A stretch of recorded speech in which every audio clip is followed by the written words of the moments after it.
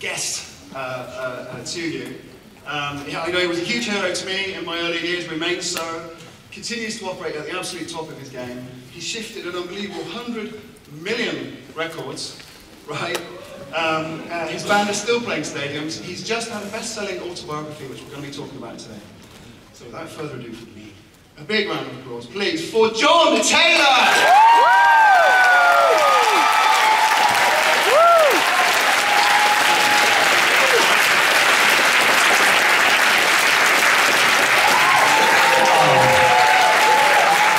It's just like another day at the studio, isn't it? Good afternoon. A bit louder than that, come on. Good afternoon! Thanks for coming out to Olympia. Olympia, right, well we're here today to talk about all things bass, of course, but we're also here to talk about In the Pleasure Groove, John's best-selling autobiography, which came out last year, and which he's been promoting heavily. It's a fantastic book. And before I forget to say this, John will be signing copies of it after this at the Bass Guitar magazine stand. Make sure you're there. Now John, the book is called In the Pleasure Groove. That sounds to me like a bass guitar reference. Could you clarify? It is a bass guitar reference. It's also a reference to getting stuck in a rut. Yeah. You know, and grooves can be innately pleasurable until they stop being so. Yeah. And then they can get, I think it was the idea of pleasure also, being stuck in that kind of, when something, however pleasurable it is, it passes the point, the repetition passes the point of pleasure and it becomes sort of banal and mundane. How did you enjoy the process of writing the book? I did actually, I enjoyed it very much. I think it was at that place in my career where I really wanted to look back and I really wanted to own some of our past achievements. We, as a band, we very rarely talk about the past. We very rarely, consider our records. Once we've stopped touring them, we stop listening to them. We're sick of listening to them. And I kind of got to the point where I really wanted to sort of really take stock of the 80s particularly, and this seemed like a really good opportunity to do it. And yeah, I mean, I had a lot of memorabilia. I'd emptied out my parents' house, and they'd kept all this crap from when I was a teenager and the early days of the band, and it was really useful. Yeah.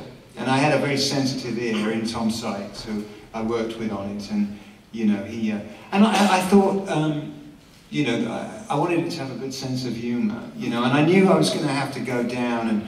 There were going to have to be some slightly sort of,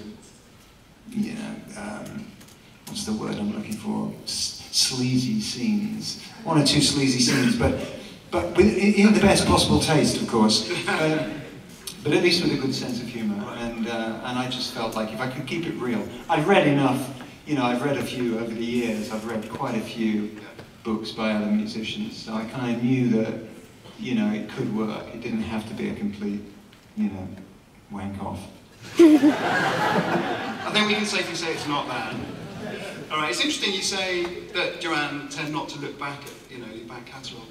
How does it feel when you listen back to the older tunes, and specifically the bass parts? How do they sound to you?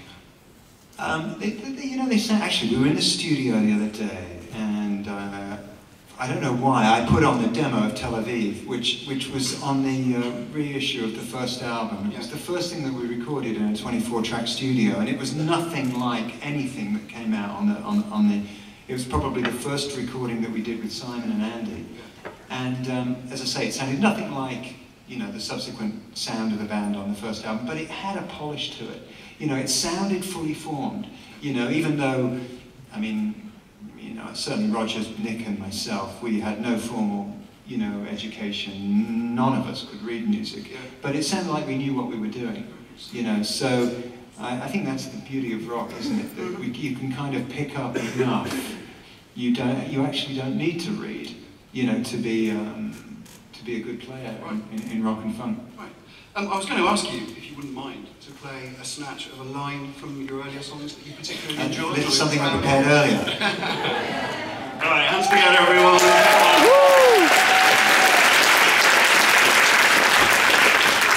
I've been dreading this moment. Okay, well I suppose I could play. Okay, so name that tune. Oh, I haven't played it yet.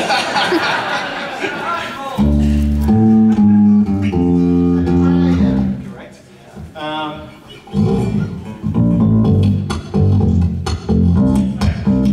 Correct.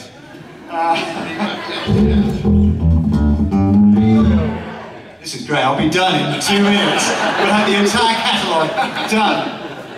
What about, I was like the chauffeur? Ah, well, there's no bass guitar on that. Oh, interestingly. sorry. Interestingly, that's just a big fat Moog Taurus. Okay, cool. Right, good. But they sound good, the bass parts, when you listen back to them? Yeah, they sound hungry and energetic. I think there was a big change between the second album and the third album. Yeah. I think that the first two, we were talking about, well, Dave from the magazine and I were talking about Bernard Edwards backstage, and I still can't figure out how Bernard did what he did. He's one of those, he's really one of a handful of bass players, I think, but I'll listen to a song like Thinking of You, the Sister Sledge song, and or Why, the Collie song, and I'm literally, I just can't figure out how he does it, you know, and I had, you know, and I was like a 17-year-old, you know, skinny white boy, and I was trying to cop that kind of style, and I ended up just like.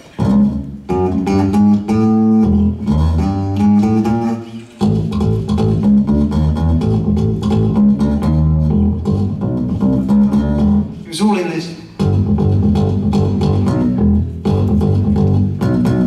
was all in that kind of slightly syncopated, but nowhere near the grace that's in Bernard's playing.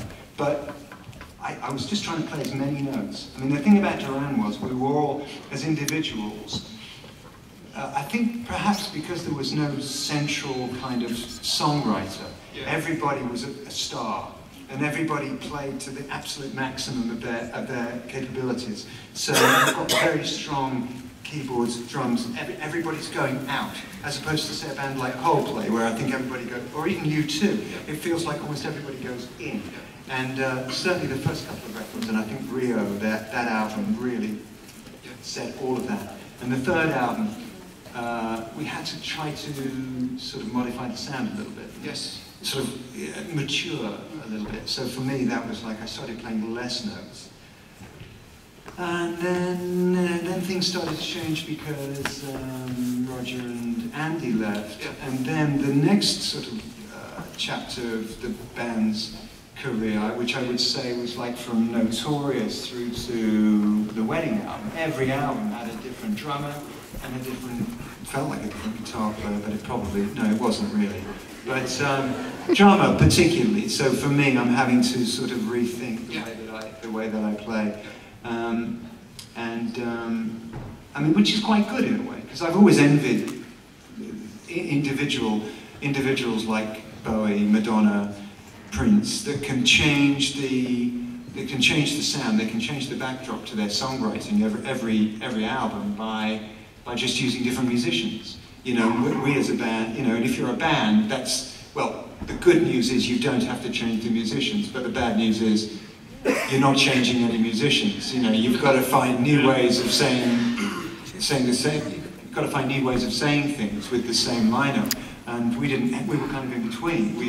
We had new players coming through, which enabled us to make albums like Notorious and Big Thing, Liberty, and Wedding album. They were all quite different. Right.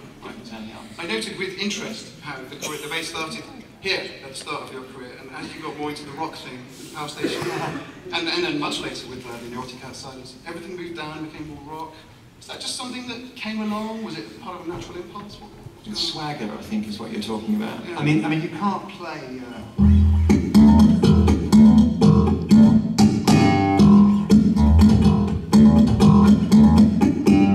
can't play that like Sid Vicious stuff, or at least I can't. I think that you know, maybe it just. I would say. Actually, I'm trying not to take that question too seriously. I think they probably got lower in the videos, but like on stage, I still had to. I got you. You know, okay, understood. Right, I'm going to get you to read a little bit from your book, okay? As we all know, John, in the early years of his success, played an aria SB 1000, I believe, right? An instrument which was unusual at the time. As you explain in your book, and indeed in part of the book, which I'm going to get you to read, if that's all right. There we go. Thanks.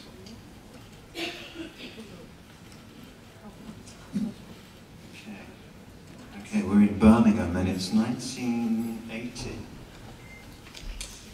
I needed to step up from the cheap Hondo bass I was using and the cumbersome amplifier combo I was schlepping around with me. I replaced that with a slick PV amp head, not that one, and matching speaker cabinet. For my next bass I was looking for something I could call my own, something with style. Another example of how the rules were changing at the beginning of the 80s was in musical instrument manufacture. Fender and Gibson had the monopoly on 70s music. Everyone played one or the other, and most bassists used Fender Precisions. I didn't want to be part of that or any tradition. Was that the times or was that the teens? As I've gotten older, tradition and being part of a continuum of bassists, writers and performers has become more important to me. But in 1980, I wanted to stand apart from what had come before as much as I could. There was a wave of manufacturers coming out of Japan, producing instruments that were strong and stylish, and the common knowledge was that they made the grade. The same thing would happen with cars 10 years later. I liked the Ibanez basses that Sting used, but they were expensive. At Jones and Crossley on Queensway in Birmingham, I saw and tried out a bass I liked the look of by a Japanese manufacturer I'd not heard of before, Aria. It had a similar look to the Ibanez, and there were two models on offer. The 1200, which had two pickups and active electronics, which required 6-volt batteries to power it, and the 600 with a single pickup, no active electronics, but sleek and very pretty, with a two-tone wood grain. It was also half the price. Maybe the Barrows, who were our managers at the time, maybe the Barrows were footing the bill, but I had no intention of taking advantage of them. It was a good choice. The Aria would become my signature instrument and get me around the world. I've never had the kind of relationship with my bassist one often hears guitar players having about their 6-string lovers. I don't cook breakfast with my bass strapped on, and I've been known to take it to bed with me only once or twice in really desperate times. I never became a real tech head, and I'm still using PV amplifiers. Every night at the Rum Runner we were exposed to the best of contemporary music, European dance music, funk, disco and jazz funk, all accompanied by a steady stream of vintage wine, champagne, a little smoke now and again, and even a little toot. The next few months found us auditioning for singers and guitarists. They would come to us from all over the Midlands, some from further afield, having answered ads that we had taken out in the music press. We would tell the guitar players that the singer was sick, and we would tell the same story to the singers about the guitar player. And all the time, Roger, Nick and I were refining the backbone style of what would become the sound of Duran Duran. Yes, everyone, there you go.